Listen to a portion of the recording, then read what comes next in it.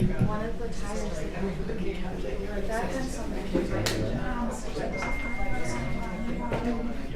to drive to the neighbor's house.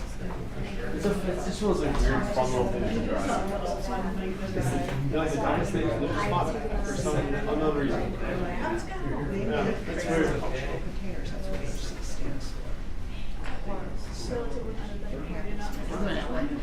I watched it.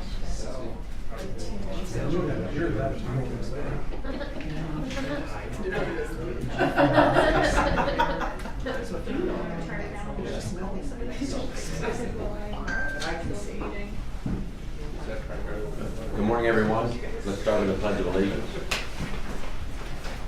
I pledge allegiance to the flag of the United States of America and to the republic for which it stands, one nation, under God, indivisible, with liberty and justice for all.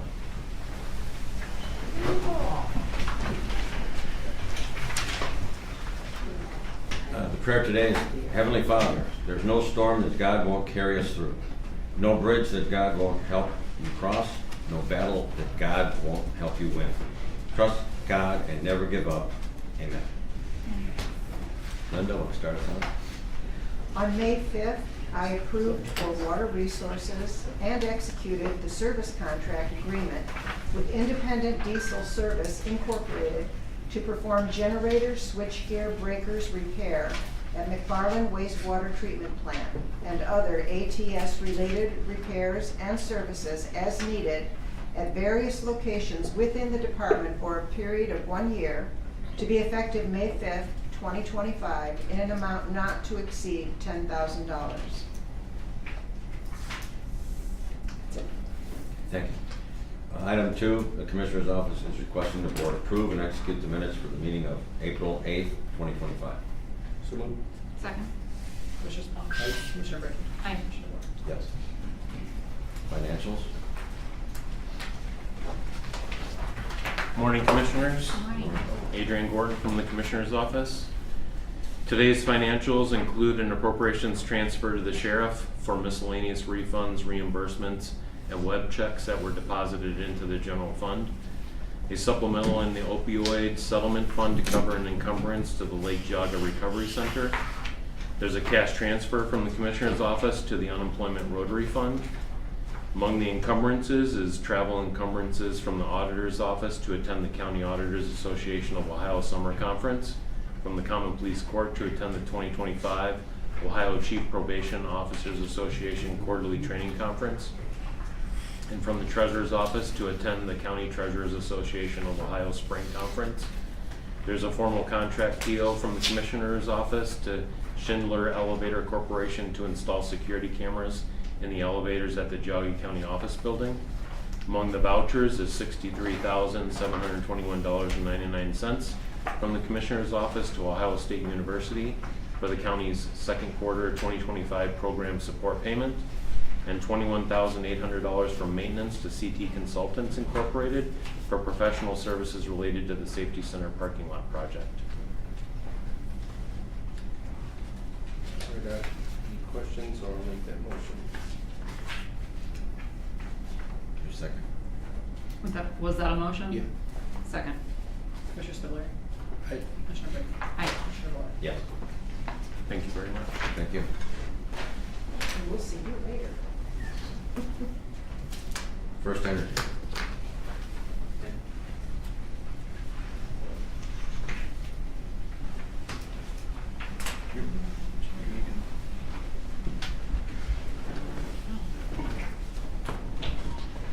Thank you, Commissioners. Thanks for having us out. My name is Dave Connolly. I am your new liaison back at the company, local engagement specialist, the title, but thank you for having us out today. I've taken over for Dean Hain. Dean Hain was previously your representative. I'll be taking over his spot in the regional external affairs space.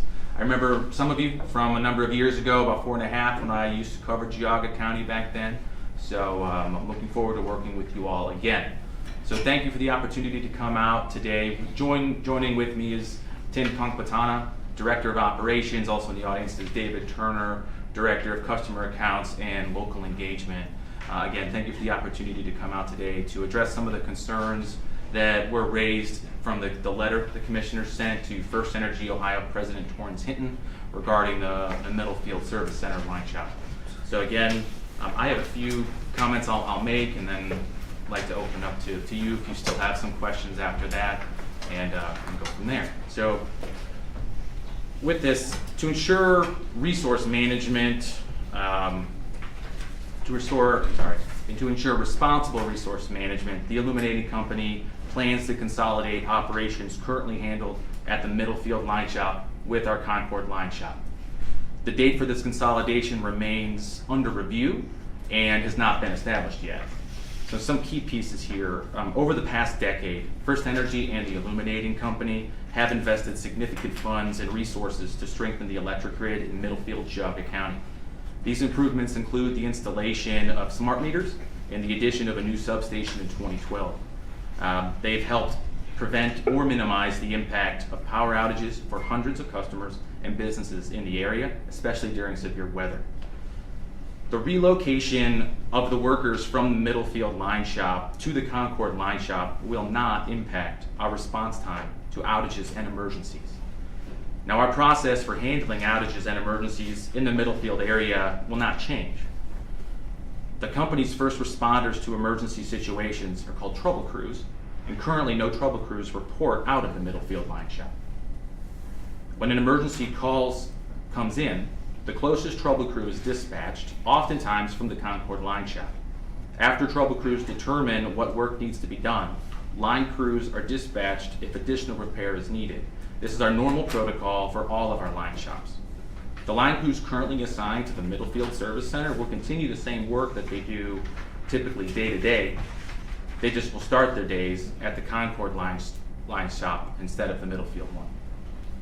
We will continue to have line supervisors on call and available to respond to emergencies. Now, our distribution control center, engineering, and work management teams will continue to support the Middlefield area in the same capacity that they currently provide. And then finally, we will continue to follow the electrical system inspection and maintenance requirements that the Ohio Revised Code calls for. So obviously, that's where we sit with it now. If you have any other additional questions, I'd like to open that up for you now. So you're saying that that Middlefield doesn't, the crew that's at Middlefield does not respond to emergencies? So Tian, I think with being director of operations, I'll let you take that. So if an emergency comes up, we get a call, we get the closest crew. Most of the time, we have our troubleshooters go there first to understand what's happening, and then at the same time to isolate hazards as much as they can. When they determine what the issues are, then we do send our line crews from Middlefield, if they are the closest one, to correct the issue. Right. The concern that I've had, with this, is that there's so much industry in Middlefield, and that's happening during the day when that majority of that crew is doing upgrades, improvements, and different line work that they're doing. If there's something that happens, they're pretty much there, and able to respond. If we've got a traffic crash that hits a pole, line goes down, they're there. We're talking, a lot of time that when Middlefield goes down, that's an enormous amount of dollars to those factories that they're committed to not have that service. In addition to that is we have, a dangerous situation with wires down. Look at the risk we're putting people into. It's not I'm struggling with the fact that they've got a good location in the county with, good representation. I've actually taken the time to go and talk to the guys there to just basically ask questions, and say, what does your day consist of?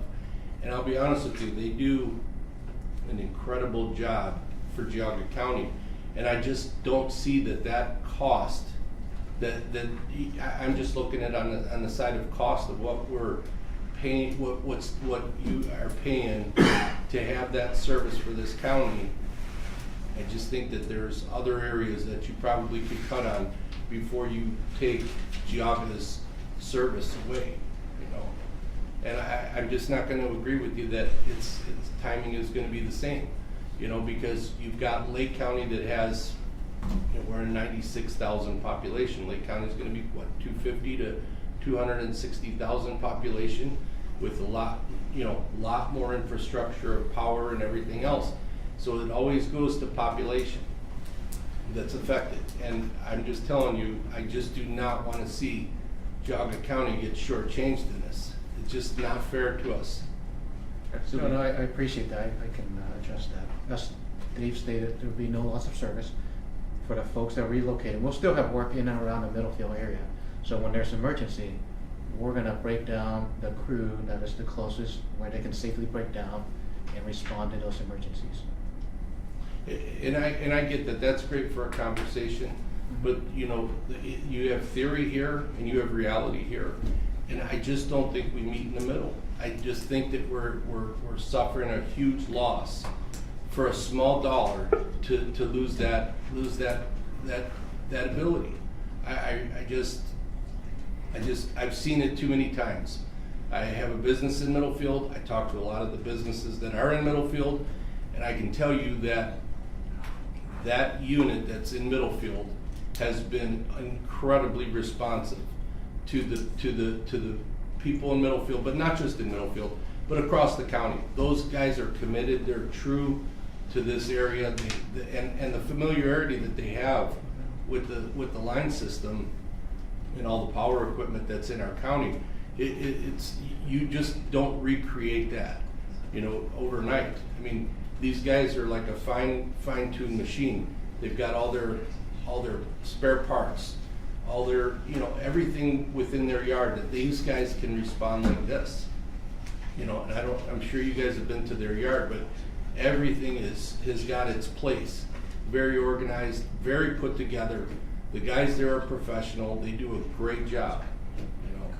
No, thank you for sharing that. Tim, can you follow up more on the crewing and how that change will be affected? Yep, so again, the work's gonna stay the same. We're still gonna have people around, in and around the shop. There's only 5 line workers currently that resides at the Middlefield Service Center. And they're gonna be relocated from a reporting standpoint to Concord. Again, nothing else is gonna change, no loss of service. We'll still have all the pieces and parts. It's just the reporting location that's gonna change.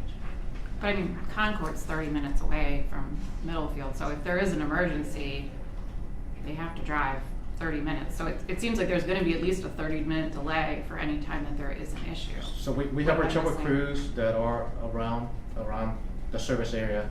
They don't just wait in the shop to get a call when there's an emergency. Well, Just like how what we are right equipment? now. When we have a transformer that goes down, and they need to get a transformer. Right now, if one of those factories in Middlefield goes down and they need a transformer, they're 5 minutes away to go pick up that transformer and be back, you know, to be able to be back in and doing an install. If we don't have that yard there, where are they gonna have to get parts? So I'm not buying that whole time thing, because there is an incredible amount of time that's gonna be lost from going to point A to point B just to gather parts and equipment. You can't sit there, you know, and be honest in this and say that that's not the case, because there's going to be a lot of extra time that we are going to be down from determination of what part is needed to go pick that up and to bring it back. And with the yard that they have, they have just a conglomeration of all of that equipment right there.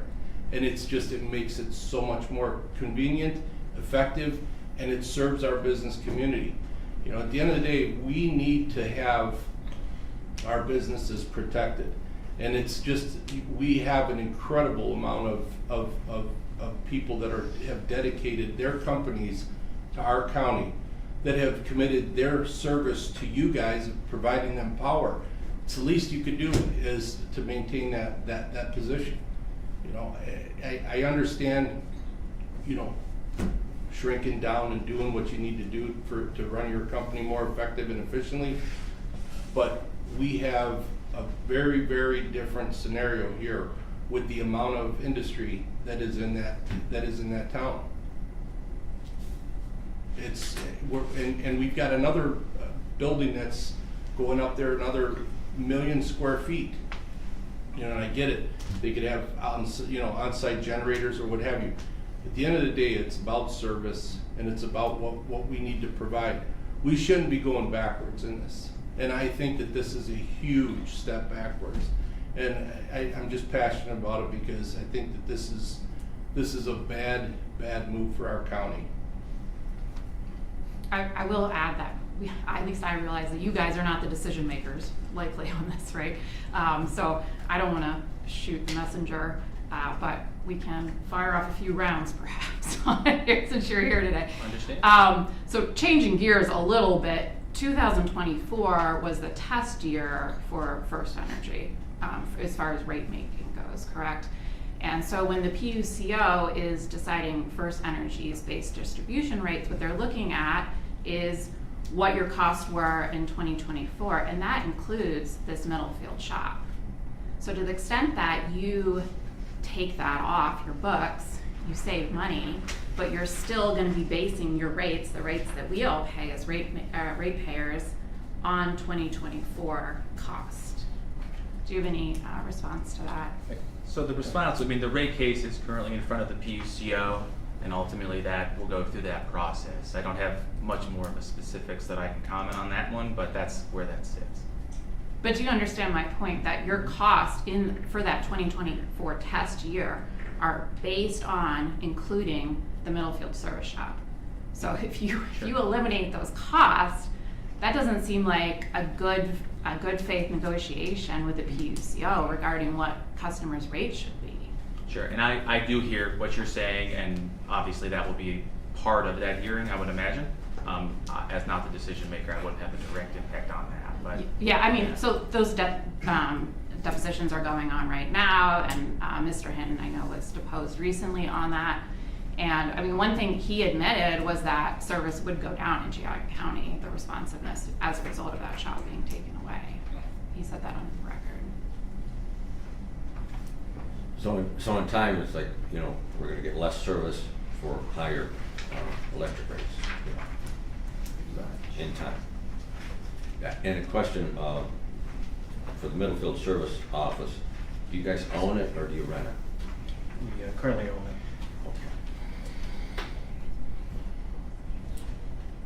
We have Mayor Ben Garlick here. Did you want to say anything, Mayor? Yes. From Middlefield. Thanks for inviting me to the meeting today. As has been pointed out previously, time is money. We have a ton of industry. I was in the business in Middlefield. It's been a few years. Before they put the new power line substation in, we were down constantly. Every time it rained, the power went out. It cost us thousands and thousands of dollars. Every time it went out, the machines had to be restarted, repurged. People stood around and paid labor that was unproductive. We've gotten past that a little bit with the new substation, which we appreciate. Now you're taking us a step backwards again. And I guess my point is not only do we need a service there, we need a first responder team there. I was surprised to say nobody there could be the first one on site to diagnose. We have to wait for someone. So I'm asking for that in addition to keeping a few people there. The quicker the eyes see it, the quicker it gets diagnosed, quicker it gets resolved. And I'm asking you to not only do that, but having someone there that can be the first guy there to come out. Don't wait for a guy from Concord to come diagnose it and then tell us what's wrong. So I'm asking for additional support as well.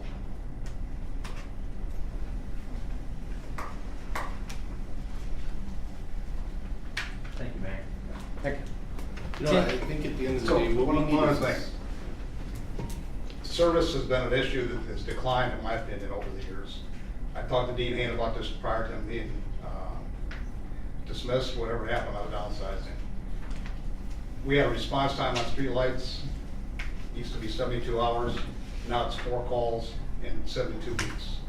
So everything, it seems like First Energy's focus on service has become less a priority and more on financial gain and service. So I'm asking for that as well. It's cumbersome for us to deal with. And I just can't imagine Geauga County doesn't warrant representation. It makes no sense to me, especially Middlefield. You know, we have 6 of the 11 biggest employers in the county in Middlefield, and you're a half mile away from most of them, and you're gonna be 30 minutes away, and as Ralph said, the parts are there, it makes everything go so much better, so we're asking for that support. Understood. Thank you, Mayor. And as always, I'll be working as Dean's, as you as a public official, you know, I'm your liaison back to the company. So that connection is there. Tim, I think I've heard a couple times more about our trouble response.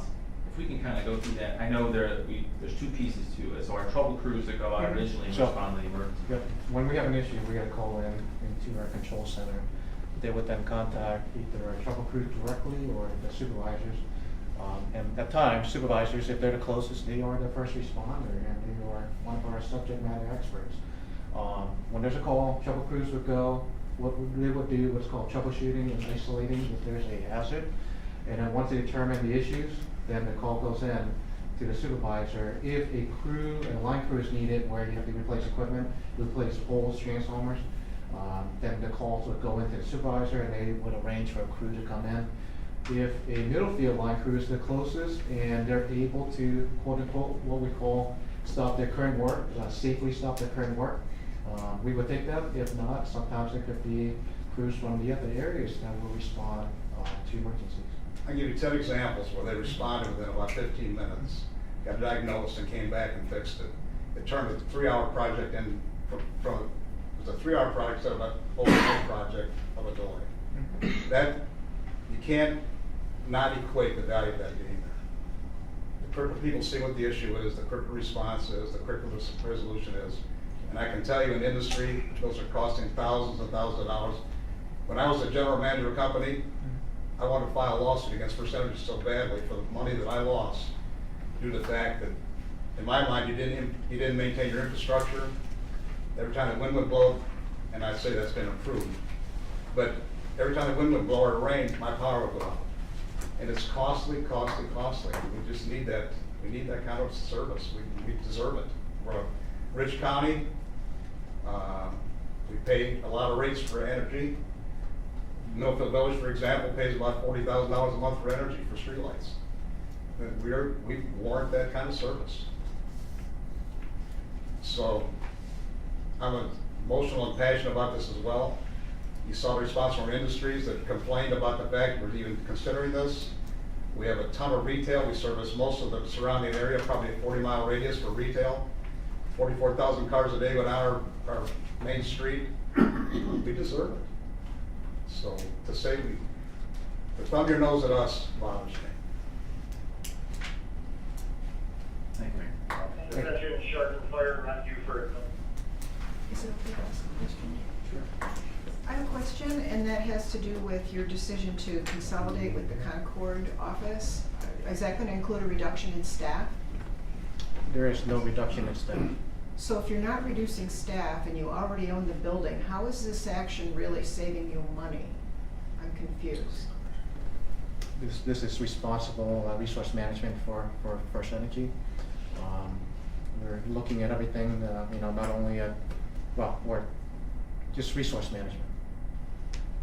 Yes, as far as the dollars and cents, we're obviously not the experts on that. We aren't the decision maker where it was made, or these decisions are being made. It's still being planned, the date's not yet. I don't have the answer for you on that. I know that it's been reviewed, and the plan is to move forward with the consolidation. I think you need to look at this almost in a sense of like municipal fire departments. They have, one city has 5 stations, spread throughout just one municipality, just because of the fact of having the ability to respond, because they know that minutes matter, and we're taking this is, whether we want to believe this or not, the power company is really a first responder type of business that deals with emergencies, and instead it's like we're shutting down a critical fire station that is serving the area. And when I say fires, it's true because of the fact of what the end result is in so many electrical situations with fires. I mean, our first responders need you, our factories need you, our residents need you, and I'm just telling you, we need to rethink this as a partnership of supporting Geauga County. There's too much good, and there's too many good things that have come out of this, that why are we going backwards? I just don't, the dollars do not justify what the decision is moving towards. We hear you. From a first responder standpoint, still not gonna change. It's gonna be the way it is right now. I think the sheriff wanted to make a comment. The problem at our end is the response time. Right now, if we call for First Energy to come out, the standard answer is 1 to 2 hours. That's if you're not in storm mode. And as soon as it snows a little bit or rains or the wind blows, you go into storm mode and we have no idea how long it's gonna take. I can't believe that your response time is gonna be the same from Concord as it would be from Middlefield. Especially in the middle of the night when some of your employees live in Mesco or in Trumbull County. It's much easier to go to Middlefield and get a truck than it would be to go to Concord, obviously. And you've always sold to us that you're gonna send a supervisor out there to evaluate and then maybe make the scene safe, but typically that doesn't happen. We have to sit there, the fire departments have to sit there, we have to sit there, sometimes we close the road, and we have to wait. And the other thing is there's many times when people's lives are in danger. If you've got wires on a vehicle, we've been to fires where the drip or the line dropped and started the house on fire. We can't put the fire out because the lines are charged. And when you're sitting there for an hour, if you've ever called in case of an emergency, minutes seem like hours. When you're sitting there waiting for minutes, it seems like when an ambulance is coming to your house, it seems like it took them a half an hour when it really only took 5 minutes. And when we're sitting there with road closed and waiting for First Energy, we would love to be a partner with you in this. And when you pull the only station, the only garage out of the entire county, it's the only one in the county, we have to wait for Concord, which is on the edge of the county, but it's still in Concord. And when you're talking about running all the way down to Parkland or Troy or Middlefield, that's a long drive. And I truly think that it's gonna affect us. Your response time, quite frankly, is not good as it is. And now you're gonna pull the only garage that you have in Geauga County out and move it up there. And like I said, you've got employees that live on the outskirts in Trumbull County, in Portage County, that are gonna have to drive all the way to Lake County before they can respond. So I really think this is gonna affect us from the emergency services, from public safety, and you're responsible for that. When we call you, we expect you to come out. And I've said this every meeting that we've ever had with you guys, and Dave, you know this, that when you go into storm mode, it is very aggravating. Because we, as first responders, I would rather have you say, it's gonna take a day to get out here. But when you say you're in storm mode and won't give us any kind of ETA, we have no idea whether we need to close the road officially, whether we're gonna sit there and wait. You guys need to work more with public safety, and this, moving that yard out of Middlefield is not gonna help. Thanks. Thank you for your comments, Sheriff. And one thing, you go back with my role here, for you, Sheriff, for the commissioners, mayor, your other public officials. That's what I'll do, and I'll continue to commit to work with you to work with that communication and be available for you in that way. The other pieces, as far as response time, Tim would be the experts on those things with the groups, how we work with our trouble group. Just like I stated earlier, we have trouble crews on in and around the area. They don't just sit at a service center to wait. They're getting assigned work. When there's an emergency, they are the first responder. We have them on around the clock. We don't have to wait to call from home or anything like that. They're around the clock throughout the service territory. And if somebody's stuck on, let's say, another emergency call, we bring in the person from a different area. It's whoever's the closest for that emergency, especially if you have a down wire. And that has to be stated when you call in, hey, we have a down wire, we have a hazard situation. They're gonna stop other critical, non-wire down type of work and respond to that call. Well, and I've been to your communications center, it's in Brecksville or? Yes. And the command center in Concord, and you've got, I don't know, probably millions of dollars worth of computers there and people sitting there, and you would think that you could give us some kind of ETA to figure out, I mean, those computers, I'm sure, are prioritizing those calls. You know, the other thing is that communications between the safety forces and First Energy has not been good. I can't remember the last time a representative was at a commissioners meeting. Some of the old timers were at commissioners meetings once every 3 months. You know, you talk about Doug and Mia Moore and some of those other ones, we knew them personally. Now Dave, I hope that this is better. I mean, I've already had more communications with you and since you've been back over here than I did with the last guy in the last year. So you need to work with us. I think we need to work together. And I truly believe that moving that Middlefield site out of there is not going to be for the best for us. Thank you, Sheriff. Thank you. Will they reconsider? As of right now, the plan is to consolidate. Obviously, we'll share any information that we gained today with our management. Okay, so the letter we sent to Mr. Hinton, it said that we were gonna file public comment with FE's current base distribution rate case before the PUCO if you fail to reconsider this, which it sounds like is the case. So I will go ahead, if that's all right with you gentlemen, and start working on those comments so we can file those with the PUCO. That'd be good. Understood? Thank you for the opportunity to come out today. Thank you. Thank you. Please convey this strong message back to your superior. Absolutely. Thanks for coming in. And show them the YouTube video.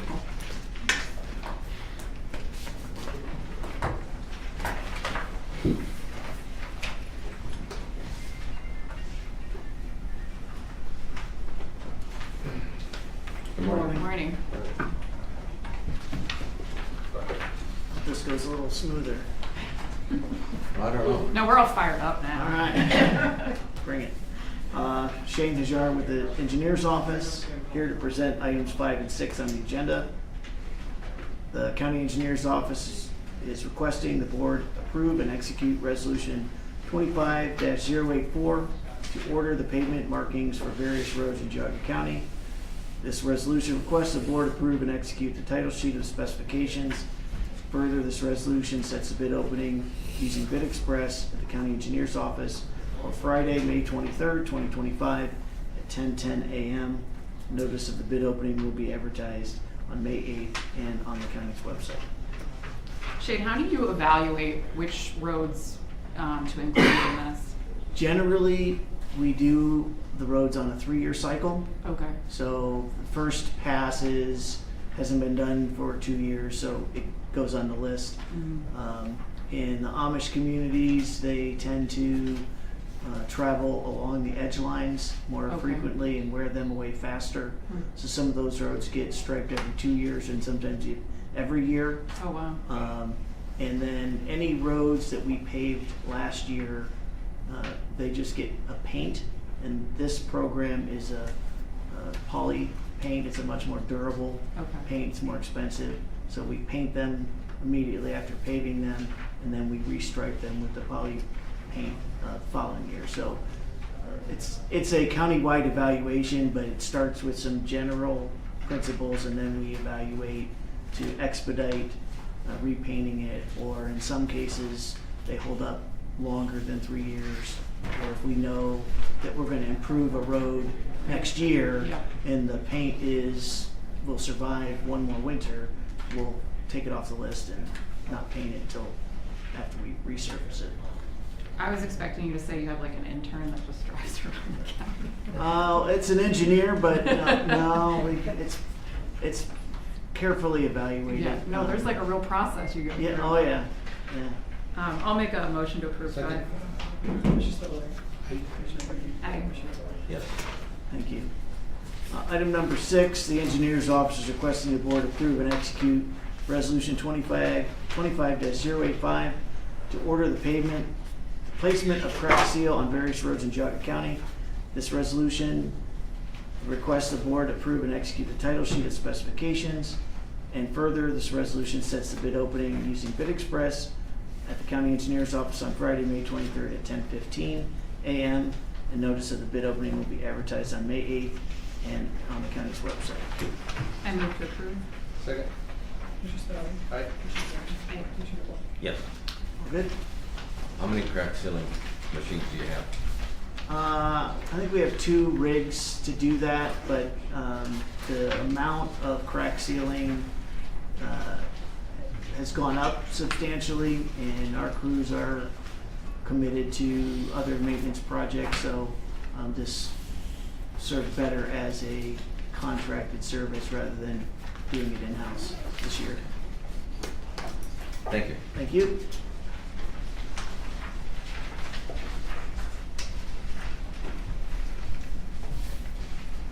Good morning. We're not gonna yell at you. This is my first time. Jennifer Jones, Geauga Trumbull Solid Waste District. I'm here to ask the commissioners to approve the updated solid waste management plan. As you know, every 5 years, the EPA requires us to update, to do a complete review of all of our programs, assess our ability to handle the waste that is produced in Geauga County, as well as Trumbull County. Our district is both counties. And review all of the programs we offer and decide what our plans are for the next 5 to 15 years. This process is done through the policy committee. We have a policy committee with 15 members, including your representative, as well as representatives from businesses and public and municipalities and health departments, and it's a wide range of opinions. It takes us about 12 to 15 months to write the new plan. Here's a copy of it. It's about 300 pages. And we are now at the point where we're asking each municipality, each county, each township and village to look at the plan and approve it moving forward, and that will be our basis for our operations for the next 5 to 15 years. One thing I thought was interesting going through like the statistics. So I mean, Geauga County is half the size of Trumbull, but in most of the recycling categories, Geauga County has more pounds of recycling than Trumbull, except for the e-waste, which seems like that's mostly televisions, right? Correct. Generally, yes. Yeah. Geauga County's not honestly surprising to me, but Geauga County has the same or sometimes even more tonnages in certain items. There's some items that are, for instance, appliances. Geauga County residents recycle a lot more appliances here. You have no scrap metal yards that will take items with Freon. So, Oh, I see. so there's no place to take a fridge Yeah. in Geauga County other than us. Trumbull Okay. County, they have tons of scrap yards that do that, so they have other outlets to deal with that. So that's one of the reasons why appliances are so high in Geauga County. But one of the reasons electronics are not more, but about the same, but still, is because you tend to have thin TVs here. You have an affluent population, so you have thinner, less weight TVs to dispose of here, whereas in Trumbull County, there's large sections of poor, and getting rid of those old 200-pound behemoths Yeah. tends to, it's one TV, but it weighs significantly more. But The ones that used to have like the wood around them. you yes, know? console TVs. Yes, Yeah, we still from get my childhood. a steady stream Really? of console TVs. Yeah. Okay. Don't go there, we had one of those. We regularly get them, at least 1 or 2 a week. No Still. kidding. Still, yeah. We're hoping one day, they're not making them anymore. We're hoping all CRTs eventually die out, but because they're quite expensive to recycle. That's one of our, the chemicals are worse, but CRT TVs are one of our most expensive items to recycle because of the sheer volume of what we get. Geauga County tends to participate more because of their affluence. Statistically, populations that have more financial means are more likely to recycle or use recycling programs. So you generally have just as much as Trumbull County.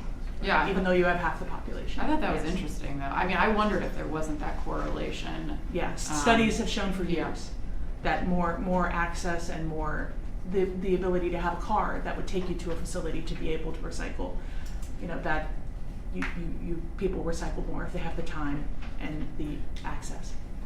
So do you need 60% or 70% of all the communities of both counties? I need 60% from each county, Okay. and I need the largest municipality in each county, so Chardon in Geauga County, and I need the commissioners for each county, the Board of County Commissioners. So those are my absolutes, or the county seat and the board.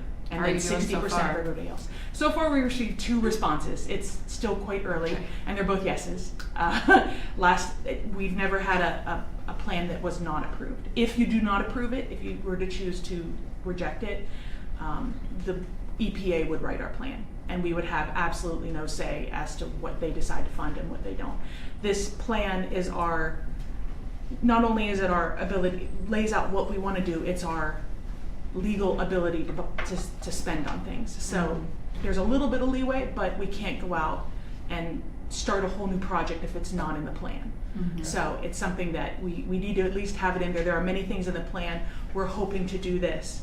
We have the potential to do that. It doesn't mean we're absolutely going to do it, but it's in there, so just in case we're able to do it, we can go ahead and do it, because if we don't put it in there, we can't. We have to wait 5 more years and write it in the next plan. And we don't want the EPA to write our plan. It's never a good thing. Yeah. Keep the state out as much as we can. Yes. So I'll give you another, at least one thing off your checklist, I suppose. So I'll make a motion to approve Second. the plan. Commissioner Spiller? Aye. Commissioner Brinkley? Aye. Commissioner DeBoer? Yes. Thank you.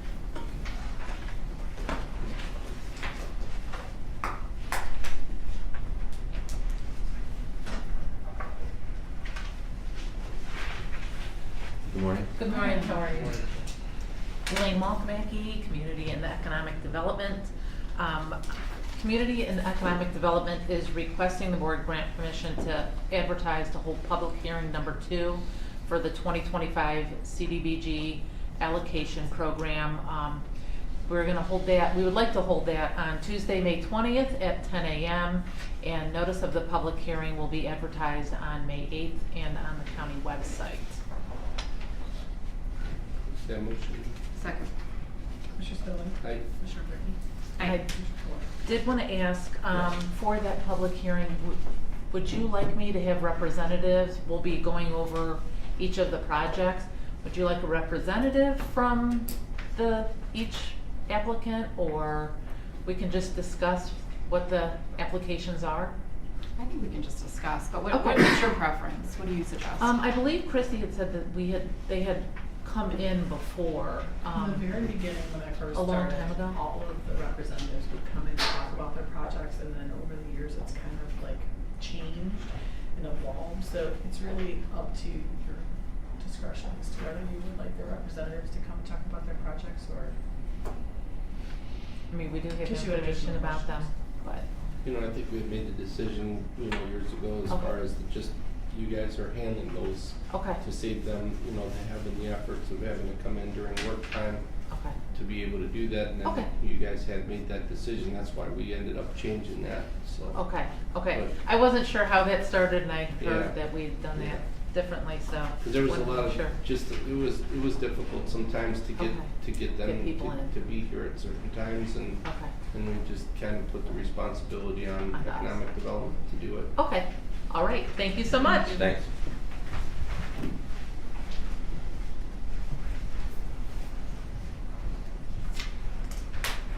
Morning, all. Morning. Glenn from County Maintenance. This is to put a new chiller unit up at the annex. This one takes care of the auditors and part of the mailroom up there. A little bit of preventive maintenance. This unit's about 19 years old, 20 years old.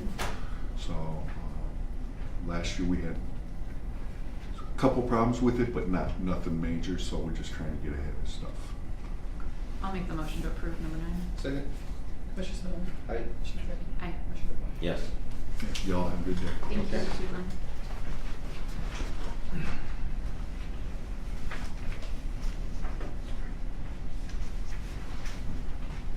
morning. Good morning. Nick Goris, Water Resources. Today is just a contract maintenance form, increasing an engineering agreement with Gutowski and Associates Incorporated for additional survey work. And it's an increase of $5,000, takes the total contract to $20,000 for 2025. I'll make a motion to approve. Second? Commissioner Spillier. Aye. Commissioner Brady. Aye. Commissioner Bowman. Yes. Thank you. Thank you.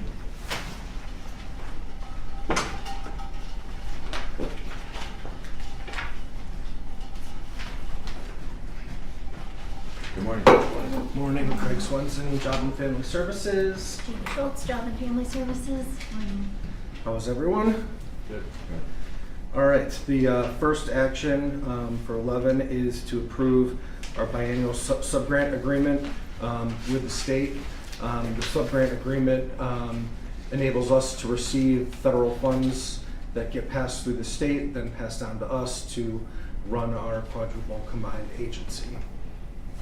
So this is probably a dumb question, but when I read that agreement, there are so many regulations for you guys to follow. And how do you keep track of all of those things? Very carefully. Yeah, there is obviously, as fellow attorney, there are a ton of legalese in there. We are monitored closely by the state, with all our actions that we do. We go through, in addition to just regular audits, we have state monitors that come in usually, if not annual, they try to do it annually just to kind of ensure that we are doing things in compliance with those regulations. Thankfully, we actually just had them come through, and we were pretty clean. So thankfully, we've been able to do exactly that. So yeah, it is, not gonna lie, it is a lot. Yeah. But and also we are supported, each one of our divisions. Gina's got her folks at the state that she's able to consult with, same with, whether it's child support, whether it's workforce, whether it's our public assistance. We do have a lot of context. Just if we ever do have questions or concerns, that things that we're unsure about, they are available to us. Okay. Yeah, like the one there's about making sure you use the right software program to report your financials. And how do you keep all this stuff?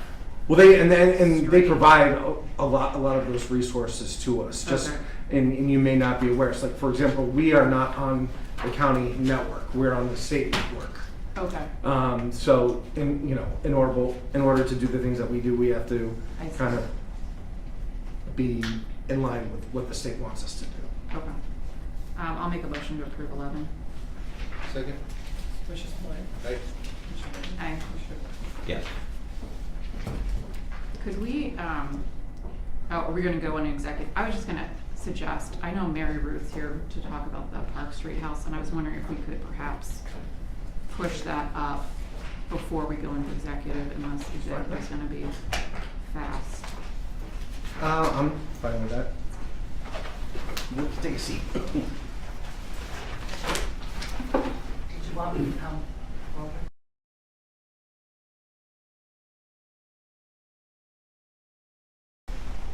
I just didn't want you to have to stay through an executive session if you I didn't was have thinking, to. oh my lands, I need my computer out. I've got so much I could be doing. So you all are calling it the Park Street House, but I was hoping in the future it might be called Casa for Kids of Geauga County House. It's a magnificent location. It would serve the program, and I have had discussions with Judge Paschke about the possibility of utilizing the first floor room for a visitation room when we need supervised visits. Because in the county right now, we have nothing other than if Jobs and Family Services has a case. But domestic relations cases and custody cases hopefully don't involve JFS. So we're on our own. And last year, just to give you all an idea, CASA served 71 children for for Jobs and Family Services and 70 for private custody cases. And domestic relations has more. These children are all often caught in the middle between emotional brawls between the parents, and sometimes they need a supervised visitation center, they need parenting coaches, and they need other things to make it safe for the children. And we were willing to work with them to possibly get a grant so that Saturdays, evenings, that one room could be utilized. I think it would serve the county as well as all of our children. And you feel that the Park Street house would be sufficient for CASA's needs, big enough, and all of that? Absolutely. I think we would utilize other county buildings, whether it's a library or possibly this big room up here when we do huge trainings. But otherwise, I think I'm finding that our program is doing more trainings more often with less people, because every CASA is required to do 12 hours of ongoing training. I also run currently the county guardian ad litem program. So any attorney that's appointed to a case, I have to certify that they're up to date on all of the requirements for Rule 48, and I have to follow the list to do assignments for those people. I believe this year we have appointed 6 times private attorneys, where the county juvenile court uses CASA for 90% of what we do. When do you make the decision about whether to use a CASA versus a GAL? I don't make that decision Okay. unless it's a very unsafe case. Only twice have I asked the judge to please appoint an attorney because we have a very volatile parent, and I just don't think it's safe to put a volunteer in that position. The courts recommend. I would say 90% of every time there's a JFS case, for sure we're involved. Last year we also had 38 juvenile delinquency cases involved. Every time there's a juvenile unruly case involved, because the parent is charging the child, so you need somebody that can advocate for the child because the parent no longer can. Well, I'm excited that that space will work for you guys. Do we need to make a motion to? Or just work with Linda Okay.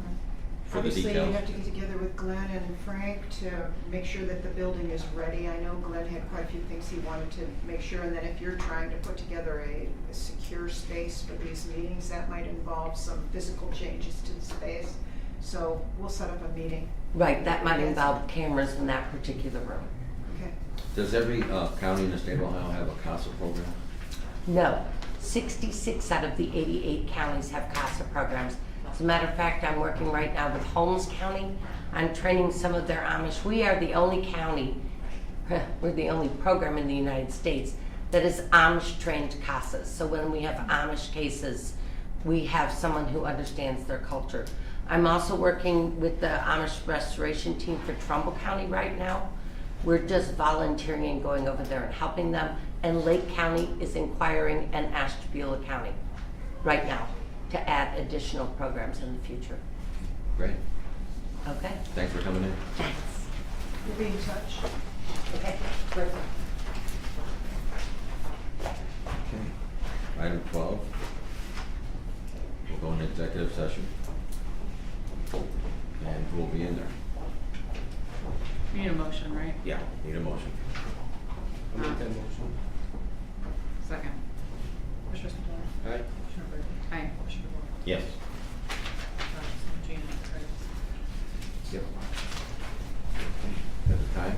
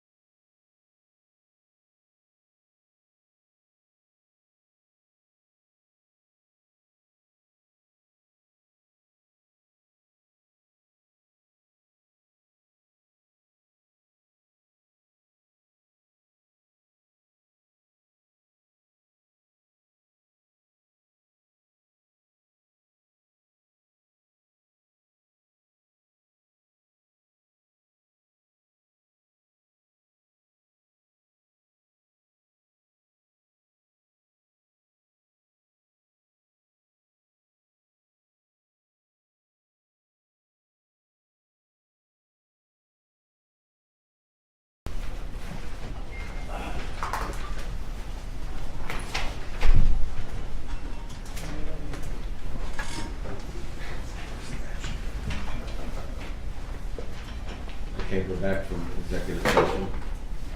A time check on that. I have 10:36. There is action from the executive session. So I'll read the proposed motion. The Department of Job and Family Services is requesting the board accept the disciplinary recommendation of the Director of Job and Family Services to suspend Michelle Moore, Social Services Supervisor 1, for 8 hours, 1 working day without pay for violation of Section 3 of the Geauga County Job and Family Services Personnel Policy and Procedure Manual, and further approve and authorize the board to execute the order of removal, reduction, suspension, involuntary disciplinary separation form per ORC 124.34 for 8 hours, 1 working day. I'll make a motion to approve. Second? Commissioner Spudler. Commissioner Brady. Aye. Commissioner DeWort. Yes.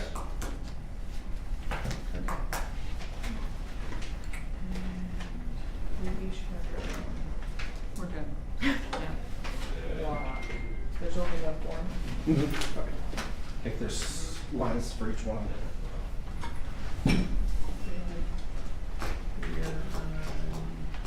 Here, and then Ralph's here, Carolyn's here.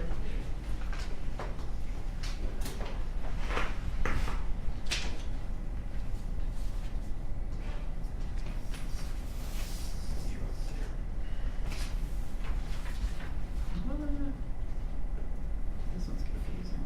It is, that's why I pointed it out. Yeah, that's why I was like, That's I what was she looking points to to me. make sure. I know they're weird. Sometimes they're only one box, This is sometimes one. they're in multiple boxes, like, Yeah. to see where, what they're doing.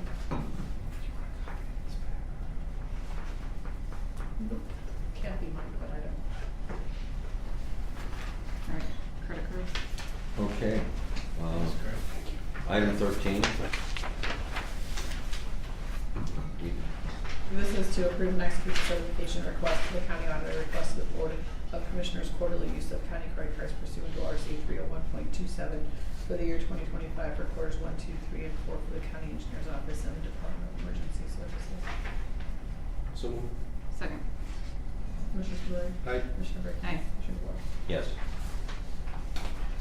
Okay, item 14, we already discussed Park Street House through CASA representative. Go Did ahead. you want to do an executive session to consider this issue that we brought up this morning? Yeah, I'd like to go into executive session to just clarify some things on this. This We, is- we're not gonna have any action on this though, so should we do our public comment section now? Sure. At least I don't think so, right? We wouldn't. No, Okay. no action, This is just to update. just to, Okay. yes. So let's, do you wanna move into public comment? We'll go into public comment now. Anastasia Nicholas, Geauga Times Courier. Can you talk about the Park Street house and just what was the original plan of when you bought it and just say more about it? Well, the Park Street house is on the corner, on the north east corner of the square, and we gained the house is a building, and so one could look at it as we captured that property. It has a parking lot that's next to our parking lot right now, and after the job trailers are out of there, we'll start planning some kind of configuration of merging the parking lots together, and it's always nice to have and so far it's the concept of the CASA moving in there is so close to the courts, and that's about the size that they need. I think there's 5 to 7 people who works for CASA. So it's just to capture that corner and to see, maybe in 10 or 12 years, other commissioners would knock the house down and do something else with it. But for now, we need that space, the square footage, and parking around the courthouse. Yeah, the parking's really valuable. Yeah. And it makes it safer to go around the square.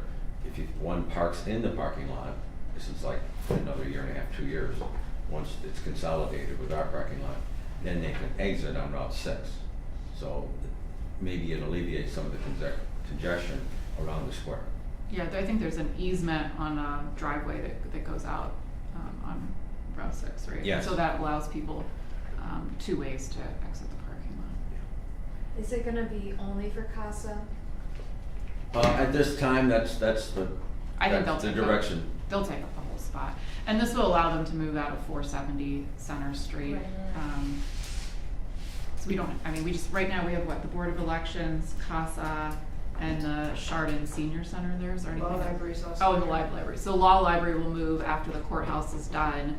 Board of Elections will hopefully move after this, today, into this building, and. Probation is there too. Oh, probation, and they'll also move They'll into be in the courthouse. the courthouse. Yeah.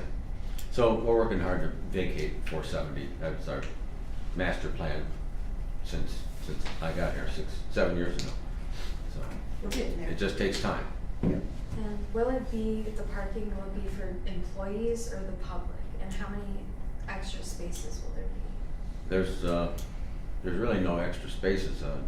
It's like 12 or 13 right now, but 3 of them are from the house on the east side, because that's where we got the easement to exit the parking lot. Is the parking gonna be for employees only, or? I Well, would say stay likely. tuned. Yeah, I think that's probably likely though. More than likely, yes. Okay. Any other comments? I make a motion to adjourn. Oh, no, are we gonna go Oh, into go to executive? executive. Okay. So sorry. It's okay. I mean, I'll second that motion. Make a motion. I thought you wanted to go into executive. This is for considering the purchase of property for public purposes under ORC 121.22G2. Okay. 3 commissioners and the acting administrator. We have to vote, right? Yes. Was there, do we have a motion? You made the I motion. made the motion. I'll second. Commissioner Spillier. Aye. Commissioner Brady. Aye. Commissioner DeWark. Yeah. Okay.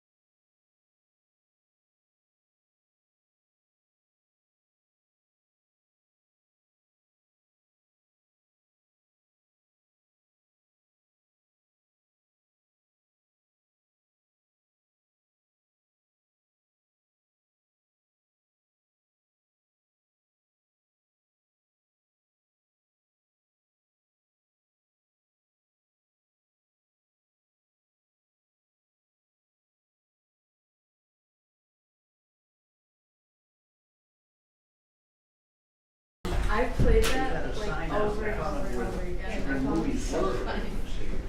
For 2 years now, Yeah. saying it's coming. Well, why couldn't we have done that? Ready. every county? I have you returned at 10:48. And there's no action. I thought they dismissed. Nothing else, right? Anything else, Linda? Nothing else? All right, I'll move to adjourn. Second. Ross. All in favor? Aye. Aye. Aye.